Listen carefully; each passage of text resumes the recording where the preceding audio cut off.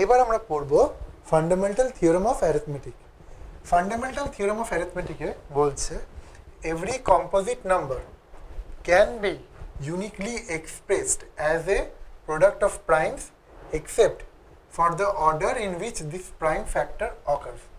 মানেটা হচ্ছে যদি কোনো কম্পোজিট নাম্বার আছে সেটাকে আমি এক্সপ্রেস করতে পারবো as a product of prime numbers, আর সেই প্রাইম নাম্বারসগুলো দুটো বা দুটোর বেশি হতে হবে আর যে কোনো অর্ডারে হতে হবে। মানে ফর এক্সাম্পল আমি যদি 12 নিই, 12টাকে আমি যদি ভাঙি কী হবে, 2 স্কোয়ার ইন্টু 3 আসছে।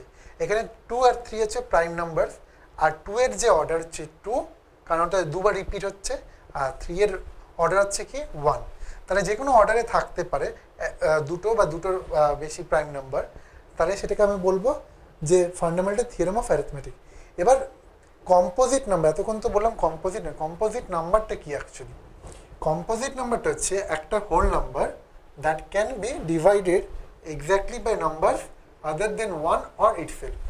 আমরা জানি প্রাইম নাম্বার কাকে বলা হয়। প্রাইম নাম্বার হচ্ছে যারা নিজস্ব বা 1 দিয়ে ডিভাইড হয়, যেমন 3, 5, 7, এতে কোনো আলাদা ফ্যাক্টরস নাই।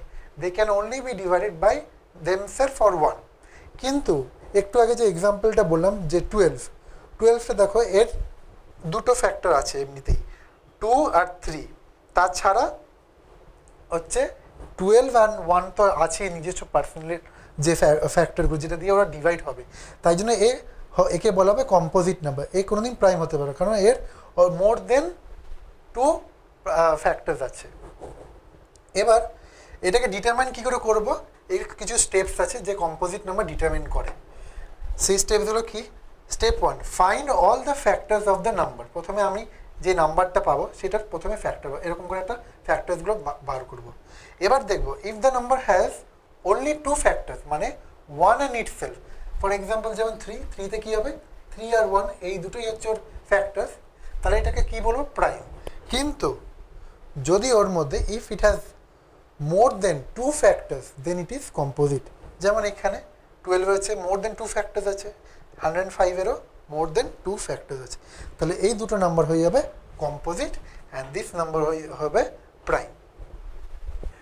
এবার আমরা কম্পোজিট নাম্বার দিয়ে দুটো এক্সাম্পল দেখব। কি বলছে, show that each of the following is a composite number.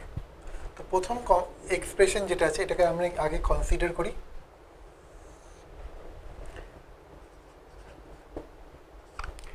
এক্সপ্রেশনটা কি, 5 ইন্টু 11 ইন্টু 13 প্লাস 13। এখান থেকে দেখতে পাচ্ছি যে 13 হচ্ছে কমন, তো আমি যদি 13 কমন নিই কী হবে এক্সপ্রেশনটা, 5 into 11 into 1 plus 1 which equals to 13, ব্র্যাকেটের মধ্যে 5 11 যা 55 প্লাস 1। নেক্সট স্টেপে যাই, 13 ইন্টু 56। এবার দেখো এই যে এক্সপ্রেশনটা, এটাকে আমাকে বলেছে বার করতে whether it is composite number. তো কম্পোজিট নাম্বার কি, একটু আগে কি পড়লাম যে কম্পোজিট নাম্বার আর those numbers which has more than 2 factors। এখান থেকে আমরা ক্লিয়ারলি বুঝতে পারছি যে এই এক্সপ্রেশনটার মোর দেন 2 ফ্যাক্টরস আছে। কেন? কারণ এই 56টাকে আরও ভাঙা যেতে পারে, কারণ এটা একটা ইভেন নাম্বার। তো হ্যান্স কনক্লুশন কি, clearly the above expression has more than 2 factors, hence it is a composite number। এবার পরের এক্সাম্পলটা চলে আসি। পরের এক্সাম্পলটা কি বলছে যে 6 into 5 into 4 into 3 into 2 into 1 plus 5। এখান থেকে দেখো যেমন এখানে নিয়েছিলাম 13 কমন, এখানেও কিছু কমন আছে। কমনটা কি, 5, দুটোর মধ্যে 5 কমন, তো 5 আমরা কমন নেব। তো আগে লিখে নিই এই এক্সপ্রেশনটাকে, 6 into 5 into 4 into 3 into 2 into 1 plus 5 এটা হবে ইকুয়ালস টু 5 কমন নিলে কি থাকছে ব্র্যাকেটের মধ্যে 6 into 4 into 3 into 2 into 1 plus 1 which equals to 5 এবার এটাকে আমাদেরকে মাল্টিপ্লাই করতে হবে মাল্টিপ্লাই করতে গেলে দেখো কত হচ্ছে 6 4 যা 6 4 যা হচ্ছে 24 24 into 3 হচ্ছে আমার 72 72 into 2 হচ্ছে 144 144 plus 1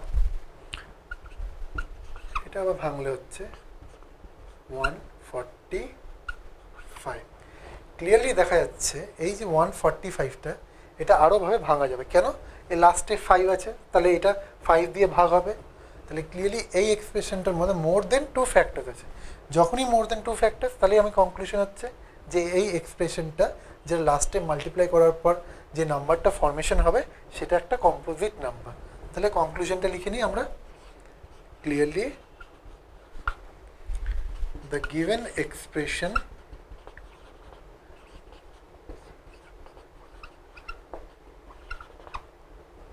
has more than 2 factors hence it is a composite number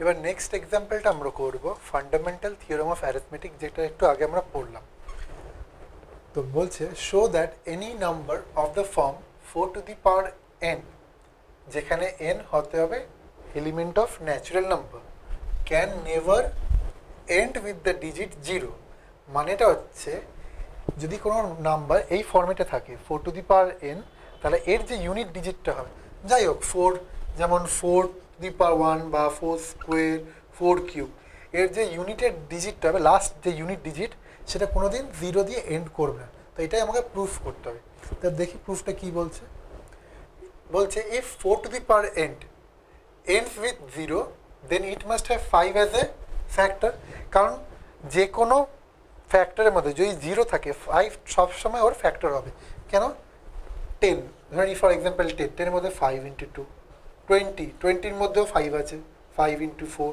মানে যতগুলো 0 আছে এরকম করে 30 দেখো 5 into 6 প্রত্যেকটা ফ্যাক্টরের মধ্যে যেখানে 10 আছে নাম্বারের মধ্যে সেই নাম্বারটার মধ্যে 5 একটা ফ্যাক্টর থাকবেই তাহলে যদি এই নাম্বারটা এন্ড উইথ 0 করে আমি অ্যাজাম্পশন করছি যদি এন্ড উইথ 0 করে তাহলে 5 কে ওর একটা ফ্যাক্টর হতে হবে তাহলে এবার আমি এই নাম্বারটাকে ভেঙে দিচ্ছি 4 টু দি পাওয়ার n 4টাকে আমি আলাদাভাবে ভিতরে লিখছি 4টাকে আমি ভাঙতে পারি 2 into 2 মানে 2 square whole to the power n এই স্কোয়ারের পাওয়ারগুলো মাল্টিপ্লাই হয়ে যাচ্ছে মাল্টিপ্লাই হয়ে 2 টু দি পাওয়ার 2n এবার দেখি এই যে ফ্যাক্টরটা বেরিয়েছে এর মধ্যে কিন্তু আর কোনো প্রাইম নাম্বার নেই 2 ছাড়া তার মানে এটা আমি যত খুশিই বাড়াই n এর ভ্যালু এটা খালি 2 into 2 2 মানে এরকম করে যাবে n এর ভ্যালু যদি 1 হয় তাহলে 2 স্কোয়ার হবে n এর ভ্যালু যদি 2 হয় তাহলে 2 টু দি পাওয়ার 4 হবে মানে 2 ছাড়া আর অন্য কোনো প্রাইম নাম্বারের গল্প নেই এখানে তাহলে এবার আমরা দেখছি যে also we know from the fundamental theorem of arithmetic যে কি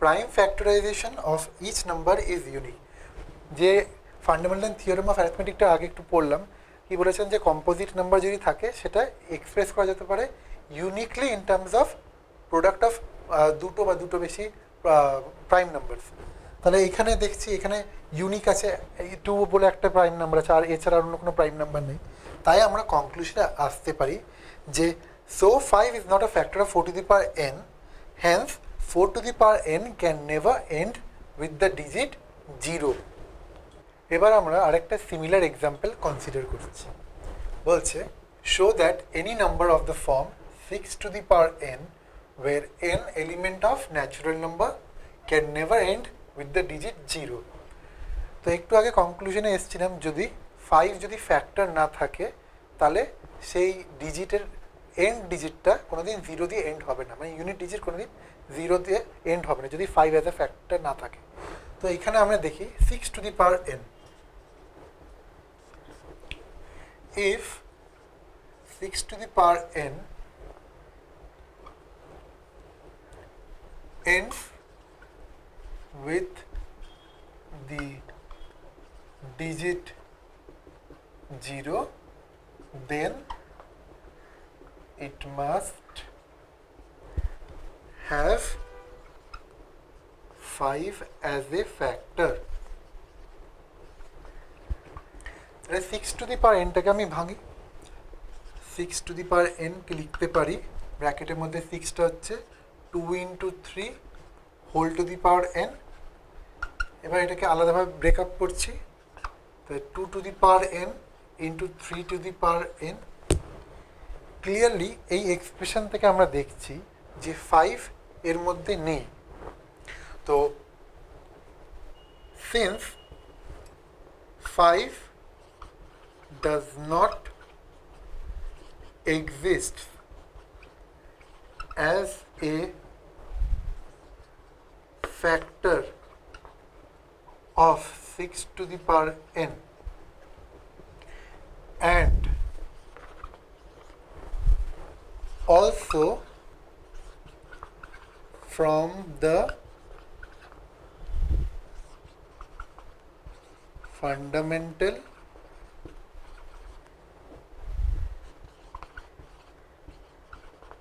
theorem of arithmetic, এটা কি বলে যে every number can be uniquely expressed as the product of prime numbers. The prime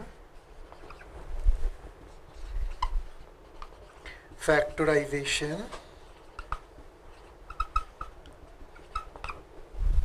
of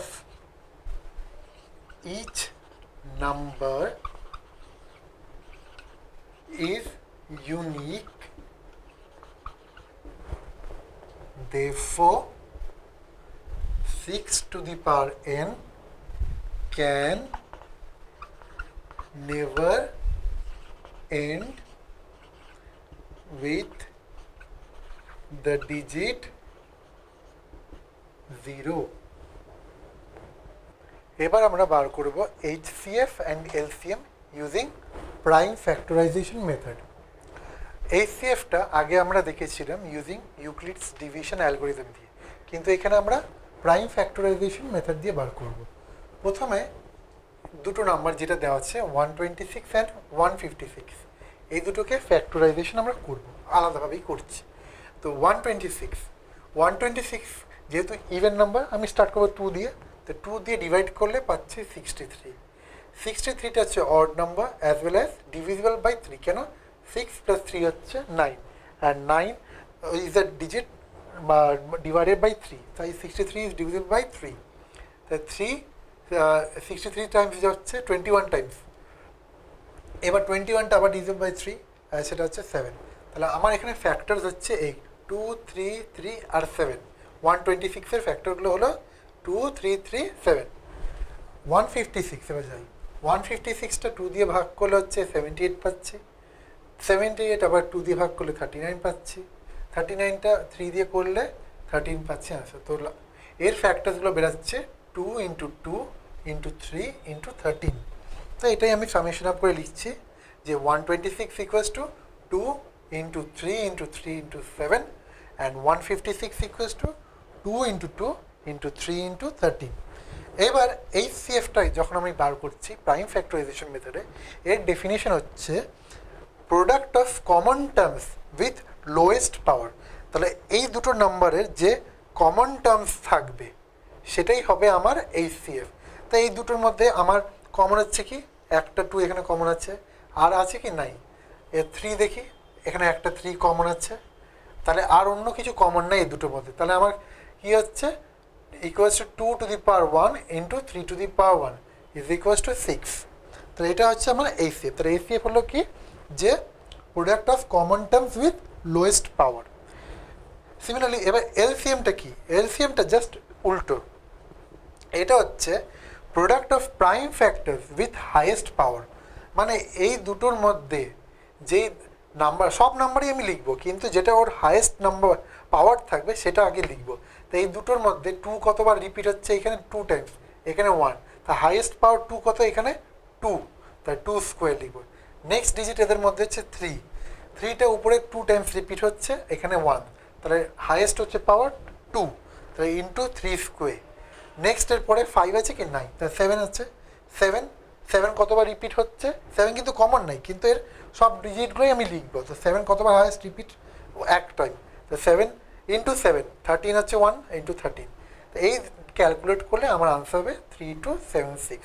তাহলে এইটা হচ্ছে আমার মেথড, প্রাইম ফ্যাক্টরাইজেশন মেথড দিয়ে, যেখানে আমি এইচসিএফ আর এলসিএম বার করছি দুটো নাম্বারের। প্রাইম ফ্যাক্টরাইজেশন মেথড দিয়ে এইচসিএফ আর এলসিএম এর নেক্সট একটা এক্সাম্পল আমরা দেখি। Find the HCF and LCM of 612 and 1314 using prime factorisation method. তো প্রথমে 612টাকে আমি ফ্যাক্টরাইজেশন করব। 2 3 যা, আর এটা হচ্ছে 12, কত যাচ্ছে আমার 0, আর এটা 6, 2 1 5 3 3 5, আর এদিকে হচ্ছে 1 51 3 17। এটাকে ফ্যাক্টরাইজেশন করি 1 3 1 4 এ, এটা 2 যাবে 6 5 7 টাইমস দিয়ে, যেহেতু এটা এবার অড নাম্বার আর 2 দিয়ে যাচ্ছে না, তাহলে এবার দেখবো কোন নাম্বার দিয়ে যেতে পারে। নেক্সট ডিজিট হচ্ছে 3, তাহলে 3 দিয়ে কি এটা ডিভিজিবল হবে, আগে চেক করে নিই। 6 প্লাস 5 হচ্ছে 11, 11 প্লাস 7 হচ্ছে 18, হ্যাঁ 18 ইজ ডিভিজিবল বাই 3, তাই জন্য এটা 3 দিয়ে ডিভিজিবল হবে। তো 3 এটা যাবে আমার 219। নেক্সট এবার 219টাও হচ্ছে 2 প্লাস 1 3, 3 প্লাস 9 হচ্ছে 12, এটাও 3 দিয়ে ডিভিজিবল, তাই 3 টাইমস যাবে 73। এবার 73 আর ডিভিজিবল নয়, and it is a prime number, তাহলে এখানেই আমার এর ফ্যাক্টরাইজেশন এন্ড হলো। তাহলে এখান থেকে আমি লিখব 612 ইকুয়ালস টু, এর ফ্যাক্টরসগুলো কি 2 ইন্টু 2 ইন্টু 3 ইন্টু 3 ইন্টু 17, আর 1314 এর ফ্যাক্টরস হচ্ছে 2 ইন্টু 3 ইন্টু 3 ইন্টু 73। এবার এইচসিএফটা কী ছিল, হাইয়েস্ট কমন ফ্যাক্টরস, যে এই দুটোর মধ্যে হাইয়েস্ট কমন ফ্যাক্টরস কী, তাহলে লিখতে পারি এইচসিএফ অফ 612, 1314 কত হচ্ছে, এদের মধ্যে সবচেয়ে হাইয়েস্ট কমন হচ্ছে কি 2, তারপরে কমন হচ্ছে 3, 3 কতবার দুবারই কমন আছে, তাহলে 3 ইন্টু 3 which equals to 18। এলসিএমটা, এলসিএম অফ 612 to 1314, এলসিএমটা কী হবে, হাইয়েস্ট পাওয়ারগুলো কনসিডার করা হবে, প্রত্যেকটি নাম্বার নেব এর মধ্যে, আর যেটা হাইয়েস্ট পাওয়ার সেটা আমরা লিখবো। তাহলে এখানে প্রথমে 2টা দেখি, 2টা উপরে 2 টাইমস রিপিট হয়েছে, নিচে 1, তাই এটা হবে 2 স্কোয়ার ইন্টু, নিচে উপরে 3 হচ্ছে রিপিট হচ্ছে 2 টাইমস, নিচেও 2 টাইমস, তাই 3 স্কোয়ার ইন্টু 17 ওয়ান্স রিপিট হয়েছে, আর নিচে হয়েছে 73। এই গোটোটাকে আমরা ক্যালকুলেশন করলে পাবো 44676। তাহলে আমাদের প্রাইম ফ্যাক্টরাইজেশন মেথড দিয়ে আমাদের HCF and LCM of 2 numbers বেরিয়ে গেল। এবার আমরা একটা ইম্পর্টেন্ট প্রপার্টি স্টাডি করব রিগার্ডিং এইচসিএফ অ্যান্ড এলসিএম। প্রপার্টিটা হচ্ছে product of 2 given numbers equals to product of there HCF and LCM. মানে যদি দুটো নাম্বার আছে এ অ্যান্ড বি, তাহলে ওই দুটো নাম্বারে HCF as well as LCM যেটা আসবে সেই দুটোকে মাল্টিপ্লাই করলেই আমরা এ ইন্টু বি পেয়ে যাবো। তাহলে thus A into B equals to HCF of A comma B into LCM of A comma B. এবার আমাদের মাথায় রাখতে হবে এই যে প্রপার্টিটা এখন দেখছি এটা কিন্তু ভ্যালিড অনলি দুটো নাম্বারের জন্য, দুটোর বেশি নাম্বার হলে এই প্রপার্টিটার ভ্যালিডিটি থাকবে না। কোয়েশ্চেন একটা দেখিনি, কোয়েশ্চেনটা বলছে the HCF of 2 numbers is 23, তাহলে এইচসিএফটা বলে দিয়েছে, and their LCM is 1449। If one of the number is 161 find the other. তাহলে আমাদের কী বলছে দুটো HCF and LCMটা বলে দিয়েছে, একটা নাম্বার বলে দিয়েছে, নেক্সট নাম্বারটা বার করতে বলেছে। তাহলে প্রপার্টি অনুযায়ী A ইন্টু বি কী হচ্ছে, is equals to HCF of A into B into LCM of A comma B. যদি আমি এটাকে 161 কনসিডার করি আর HCF দিয়েছে 23, LCM হচ্ছে 1449, তাহলে বিটা আমাকে বার করতে হবে। তাহলে বি কত হবে, 161 into B equals to HCF হচ্ছে 23, LCM বলে দিচ্ছে 1449, তাহলে বি ইকুয়ালস টু কত, 23 ইন্টু 1449 ডিভাইডেড বাই 161। এবার এইটাকে 23 ওয়ান্স 23 7 টাইমস যাবে, 7 1 7 207 which equals to 207, তাহলে বি এর ভ্যালু কত, 207। এবার ইম্পর্টেন্ট যে প্রপার্টিটা আমরা পড়লাম, যে product of two numbers equals to product of the HCF into product of the LCM। তাহলে ওই প্রোডাক্ট প্রপার্টিটা দিয়েই আমরা আবার এই একটা এক্সাম্পল দেখছি। এক্সাম্পলটাতে দেওয়া আছে কোশ্চেনে যে HCF of 252 and 594 equals to 18, find the LCM of 252 and 594। তাই নাম্বারগুলো কী আছে এখানে দিয়েছে, A equals to 252, B equals to 594 আর HCF ইকুয়ালস টু 18। বার করতে হবে আমাদের LCM। তাহলে প্রপার্টিটা কি আবার রিকল করি, A into B equals to HCF of A comma B into LCM of A comma B. তাহলে এটা দেওয়া আছে, এটা দেওয়া আছে, এটা দেওয়া আছে, এটা আমরা এখন LCM বার করতে, তাহলে লিখতে পারি LCM of A comma B equals to A into B divided by HCF of A comma B, which is equal to A এর ভ্যালুটা কি 252 ইন্টু B হচ্ছে 594 আর HCFটা কত 18।